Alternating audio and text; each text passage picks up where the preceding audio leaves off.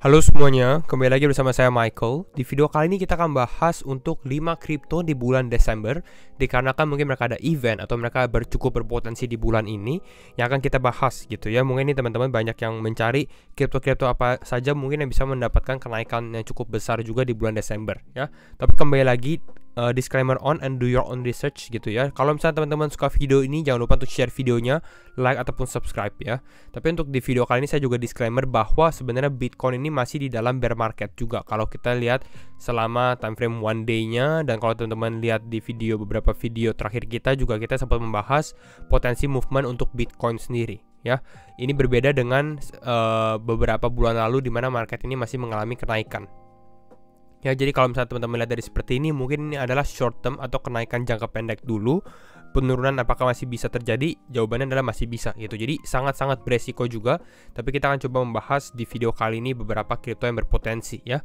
Dan kita akan langsung masuk dulu. Kalau misalnya teman-teman yang belum join grup Telegram juga atau channel Telegram, bisa join ya. Di sini saya suka post grafik, news, berita-berita makro, semuanya kita post di sini ya, free. Teman-teman bisa join di deskripsi ya, ada nih banyak teman-teman yang juga diskusi. Saya udah lihat di Telegram grup kita. Jadi teman-teman feel free untuk join. Saya juga kadang-kadang aktif juga di Telegram ya. Jadi itu saja, dan kita akan langsung masuk ke dalam pembahasan, dimana untuk yang pertama yang akan kita bahas adalah sushi. Ya, kita sebelum membahas sushi dalam beberapa bulan terakhir ya, Sushi Swap ya di sini. Kita coba lihat websitenya ya. Sushi Swap ini sebenarnya adalah kripto yang bergerak di bidang DeFi atau Decentralized Finance, khususnya untuk decentralized exchange-nya dia, dimana untuk teman-teman beli, jual atau membeli cryptocurrency tapi secara desentralisasi gitu ya. Decentralized exchange made for everybody ya. Tapi sushi, kalau teman-teman perhatikan, di dalam bear market ini banyak sekali perubahan yang terjadi ya. Tim dulunya Sushi Swap ini udah berbeda. Mereka sudah merombak seluruh timnya dia, bahkan secara CEO-nya gitu ya, ketuanya ini udah berbeda sekali. Nah, apa yang membuat Sushi ini berpotensi di bulan Desember ya? Ini ada satu tweet ya dari Jared Gray ya. Siapa sih Jared Gray? Jared Gray ini adalah head chef of Sushi Swap. Dia baru aja menjabat atau naik gitu ya, menjadi bisa dibilang CEO-nya Sushi Swap sendiri. Dan dia membahas di sini, I am pleased to report that Cap Geeky and I have completed the first draft of Sushi Swap new tokenomics. Jadi mereka membuat token economics baru atau token economics, atau tokenomics ya. Dimana tokenomics ini menjadi make or break atau menjadi momen penting sebenarnya. Kalau ternyata tokenomicsnya ternyata bagus, saya rasa Sushi Swap ini bisa mengalami kenaikan juga ya. Dan di sini dia bahas bahwa mereka akan present it internally next week, minggu depan ya, untuk timnya. Internally kan secara internal, ini November 26. Stay tuned for the public draft in 2 or 3 weeks. Jadi 2 or 3 weeks artinya kapan? Artinya di bulan Desember, pertengahan bulan Desember, seperti itu ya, 20-an Desember. Makanya saya lihat Sushi Swap ini menarik. Tergantung menariknya ini bisa, kalau ternyata draft tokenomicsnya bagus, saya rasa dia bisa mengalami kenaikan. Dan kalau misalnya ternyata kurang atau ada sesuatu yang nggak terlalu fishy, bisa dibilang seperti itu ya, bisa juga mengalami penurunan ya. Makanya nih kita melihat Sushi Swap menjadi salah satu pilihan utama ya di bulan Desember. Dan Sushi Swap ini ranking 131 ya, sangat-sangat ratusan gitu ya. Jadi ya cukup beresiko juga. Jadi itu yang pertama. Tapi saya lihat Sushi secara pergerakan, kita bisa secara 7 hari terakhir cukup positif juga ya, cukup positif secara pergerakan juga. One month mengalami penurunan, tapi semua kripto seperti ini karena adanya FTX crash gitu ya. Dan sekarang kita akan bahas yang kedua. Nah, Sushi ya, ada 234.000 followers. Nah, yang kedua ini Chainlink ya. Chainlink ini ranking 20. Jadi kalau secara resiko sebenarnya lebih tidak terlalu beresiko. Namun Chainlink ini sudah mengalami kenaikan yang cukup signifikan dalam 1 minggu terakhir ya. Teman-teman bisa lihat dari sini pergerakan movementnya dari 6,5 sekarang udah $7 ya, $7,4 ya. Chainlink ini kenapa bisa mengalami kenaikan? Karena mereka ada staking eventnya di sini ya. Chainlink staking ini di awal bulan Desember, harusnya minggu depan akan launching juga. Jadi ini harus teman-teman bisa perhatikan, bisa jadi buy on rumor, sell on news juga gitu. Jadi pada saat stakingnya diimplement, mereka malah mengalami penurunan juga ya. Tapi Chainlink ini menjadi salah satu secara fundamental juga bagus karena dia bergerak di bidang Oracle Ya makanya saya cukup suka juga dengan Chainlink ranking 20. Tapi memang rata-rata Chainlink ini pergerakannya nggak terlalu mengalami kenaikan drastis gitu ya, dibandingkan dengan kripto-kripto lain. Jadi secara movement dia naik, tapi naiknya cukup slow, perlahan tapi pasti gitu ya. Ini untuk Chainlink, websitenya ini stakingnya dia. Lalu what is Chainlink? Chainlink ini menghubungkan real world atau benar-benar dunia nyata gitu, dunia sehari-hari kita dengan dunia blockchain seperti itu. Makanya ini yang digunakan dan banyak yang menggunakan Chainlink sendiri. Ya kita bisa lihat dari sini transaction value-nya 6,18 triliun dolar ya. Naik. GitHub-nya naik juga. Secara ekosistem growth-nya 1.500 project yang sudah integrate dengan Chainlink. Naik ya, kita lihat ini kenaikannya bagus lah gitu ya. Ini VRF 8 juta. Lalu kalau di sini data points-nya juga mengalami kenaikan. Data points naik ini signifikan. Kenapa? Karena lebih banyak data yang available juga ya. Bahkan dia sudah ada 15 native integration ya untuk ke network lainnya. Jadi inilah kelebihan dari Chainlink sendiri. Jadi ini yang kedua, Chainlink ya.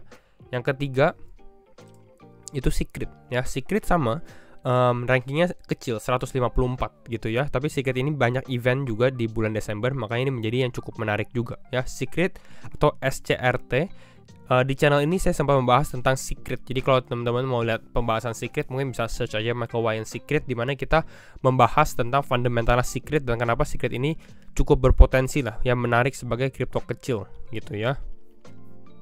Kenapa kripto kecil? Karena saya rasa ya dia ranking 154 masih cukup kecil. Dan di bulan Desember ini ada beberapa hal dengan Secret. Yang pertama adalah eventnya dia, Secret Summit ya, 12 hari lagi coming in December. Mana ya Secret Summit? Nah ini Secret Summit. Ini online dimana membahas beberapa hal tentang Web3, tentang privacy di Web3 juga.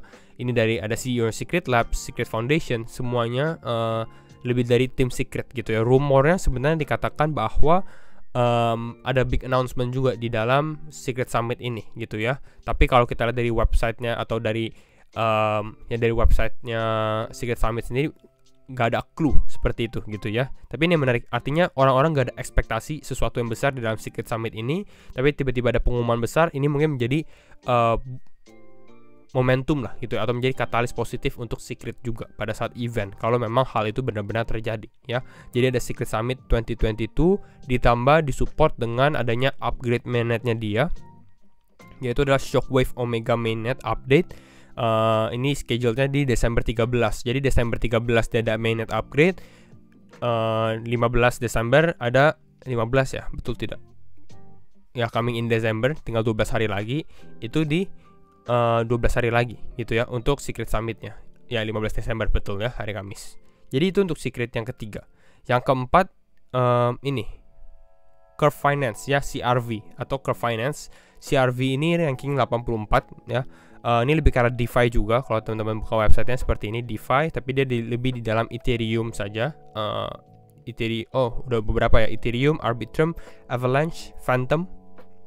Ya, nah kenapa CRV? Karena CRV ini akan launching CRV USD atau stablecoinnya CRV yang mereka issue sendiri. Dan katanya sih Curve Finance punya stablecoin di sini adalah over collateralized gitu. Artinya apa? Artinya sebenarnya bisa dibilang stablecoin ini cukup aman lah gitu ya, over collateralized stablecoin. Ya, secara reserve-nya lebih besar daripada yang di issue. Jadi ini mungkin menarik dan menjadi katalis juga ya, yang positif untuk CRV. Bukan hanya CRV sebenarnya, AAV juga ya, dimana AAV juga mengeluarkan stablecoinnya dia yang namanya adalah GHO stablecoin. AAV ini juga bergerak di bidang DeFi, tapi lebih karena lending protokolnya. Jadi ini untuk CRV maupun AAV, tapi saya lebih fokus terhadap CRV-nya sendiri gitu ya, atau Curve Finance. Dan yang terakhir yang kita akan bahas itu adalah DYDX. Ya di sini ya, DYDX. DYDX ini juga kripto kecil 164 gitu ya. Saya biasanya melihat kalau misalnya kripto di atas level 100 sebenarnya cukup beresiko ya.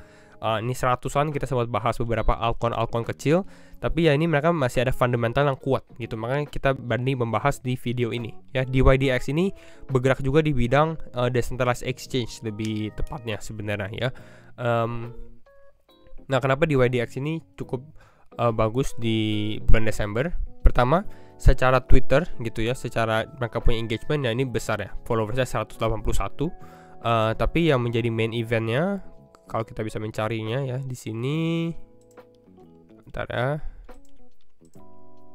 di sini, dimana V4 atau version 4-nya dia, version 4-nya dia, ini harusnya kalau menurut dia punya roadmap, the top priority is to release the next version of the protocol, gitu ya. Nah, next versionnya kapan? Next versionnya itu adalah by end of year 2022. Kalau teman-teman lihat di sini, end of year 2022. Berarti kapan? Berarti adalah Desember 2022. Seperti itu. Nah, DYDX ini banyak yang menggunakan karena dia untuk trading, tapi dia secara decentralized dan bisa perpetuals juga. Bahkan kalau teman-teman lihat di sini udah ada di App Stores juga ya. Android akan coming next year gitu ya. Jadi ini adalah kelebihan dari DYDX sendiri. Bisa trade beberapa crypto ya. Udah besar sih sebenarnya, Tron, ICP, Stellar, ini udah ada beberapa pilihan gitu ya. Nah, ini interface-nya dia untuk DYDX. Jadi ini salah satu kelebihannya ditambah dengan adanya V4-nya dia, version 4-nya dia yang lebih terfokus untuk desentralisasi atau decentralization gitu. DYDX V4 will be fully decentralized with no central components. Jadi udah nggak ada central components lagi gitu. Jadi inilah untuk DYDX. Walaupun sebenarnya kalau di tahun 2023 ya, saya tetap disclaimer juga, secara mereka punya tokenomics atau pembagian supply-nya di tahun 2023, kalau teman-teman lihat Januari, Maret, Mei, Juli, ini banyak unlock. Artinya apa? Artinya supply yang di lock ini akan di unlock dan akan lebih banyak supply yang beredar di dalam sirkulasi market. Artinya apa? Artinya kalau mungkin bisa bilang potensi lah selling pressure yang terjadi gitu ya di dalam DYDX sendiri. Jadi kira-kira ini untuk DYDX. Kita lihat juga selanjutnya. Ya, DYDX V4 will be developed as a standalone Cosmos-based blockchain leaving Ethereum L2 behind. Jadi memang lebih terfokus untuk di Cosmos juga gitu ya. Jadi ini menjadi kelebihan juga untuk Cosmos atau Atom punya ekosistem gitu ya. Dan inilah untuk kelima kripto yang kita bahas ya. Yang pertama ada SushiSwap gitu ya. Lalu kita juga ada Chainlink. Lalu kita juga ada Secret ya, di sini Secret. Kita juga ada CRV. Dan yang terakhir kita ada DYDX ya, DYDX. Jadi itu kalau misalnya teman-teman suka video ini, jangan lupa untuk share videonya, like ataupun subscribe. Dan sekali lagi thank you semua for watching and see you in the next video. Bye bye.